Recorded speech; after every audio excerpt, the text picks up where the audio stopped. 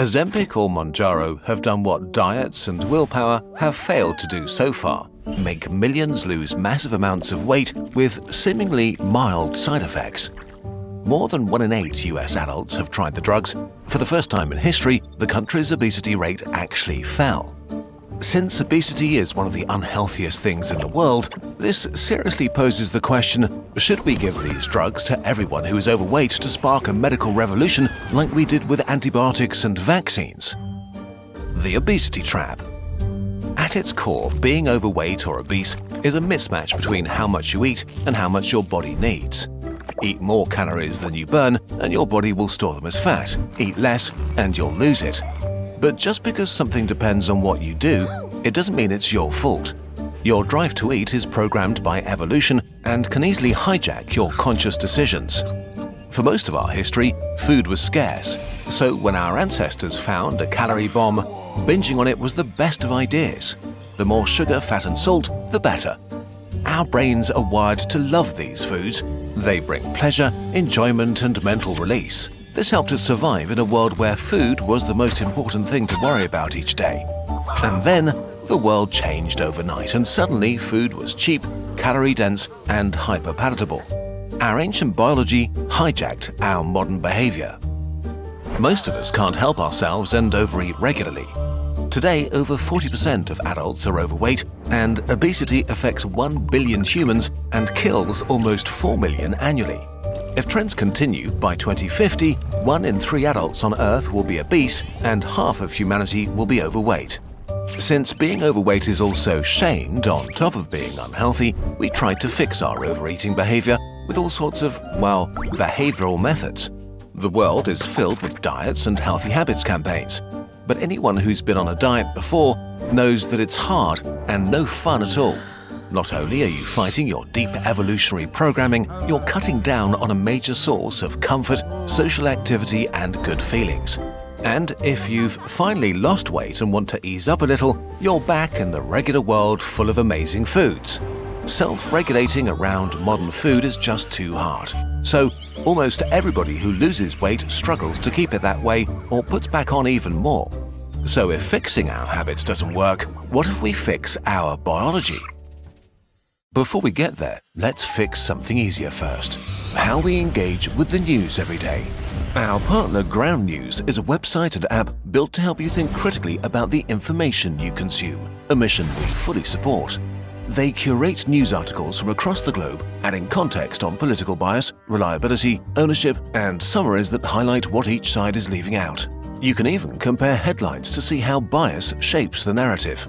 The same weight loss drug story might be framed as a miracle by some outlets, while others warn about harmful trends. Ground News also reveals blind spots, stories that only one side is covering, showing you what your usual news feed is hiding. As information bubbles are becoming the norm, thinking critically about the news is no longer optional, and Ground News makes it easier to do just that. If you'd like to give them a try, go to ground.news/nutshell or scan the QR code on the screen. Using this link gives you 40% off an unlimited access subscription and directly supports our channel. And now, back to losing weight. Ozempic & Co. Many eating behaviors, eat now or later, chocolate or vegetables, are actually governed by an orchestra of hormones that are not within your control. You're not hungry in the evening because you decide to be or because this is when your body needs energy, but because your body releases certain hormones. And it turns out your fat is one of the major regulators of this orchestra.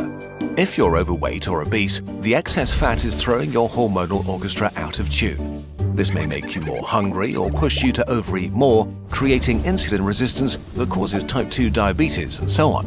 We made a video if you want details. But there's one specific hormone that plays its tune quietly in the background, even in obese people: the glucagon-like peptide 1, or GLP-1. It's one of the hormones your body releases after a meal. It tells your pancreas to release more insulin to keep blood sugar in check and slows down your digestion to keep food in your stomach.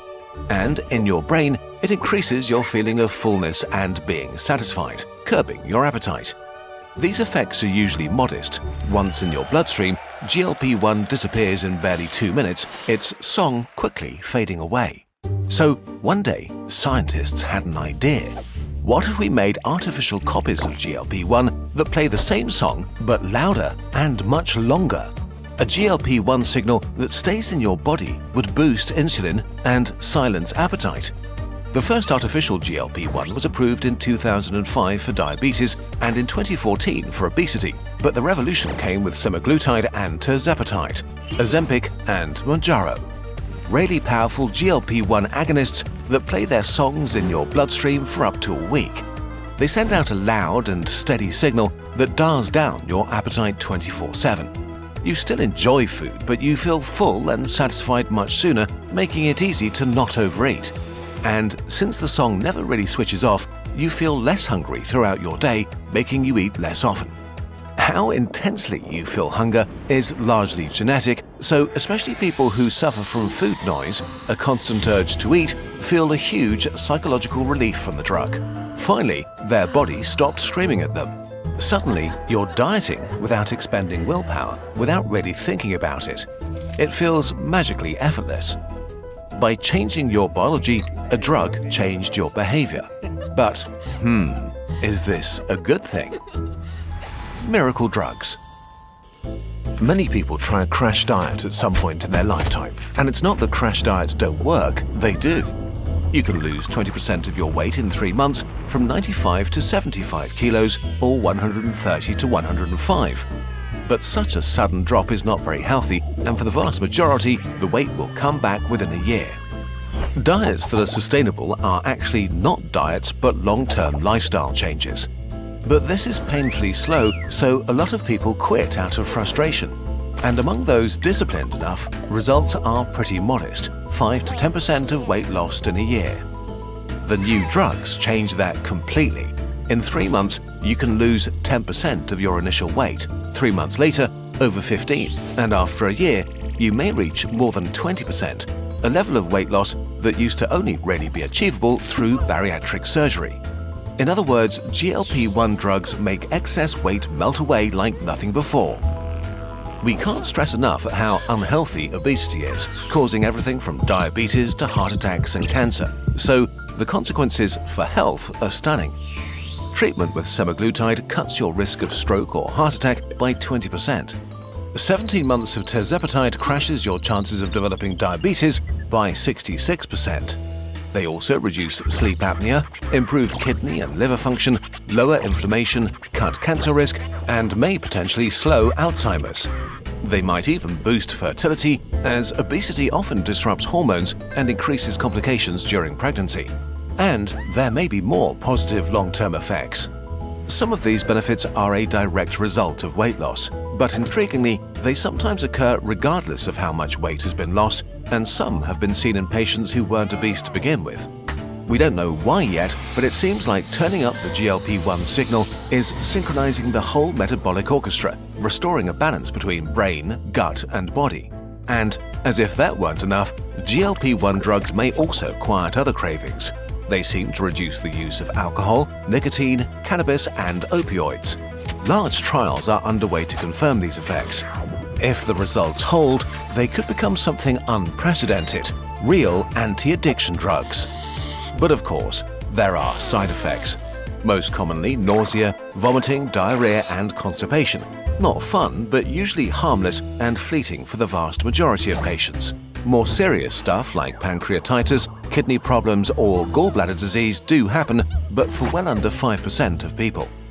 Apart from this, the main downside of GLP-1 drugs may come from their greatest strength, rapid weight loss. If you don't actively check what you eat, taking these drugs is just like an unhealthy crash diet. Any steep calorie deficit requires resistance training and plenty of protein, or else you'll lose a lot of muscle along with the fat.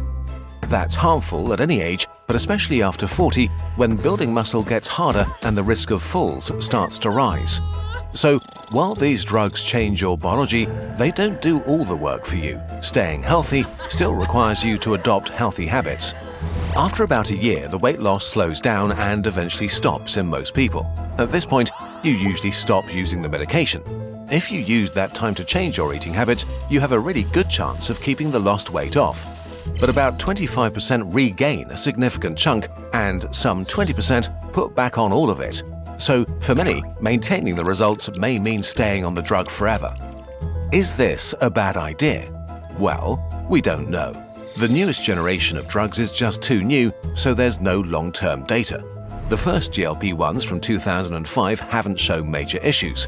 Based on what we know today, it seems pretty clear that living with the drugs looks much healthier than living with obesity.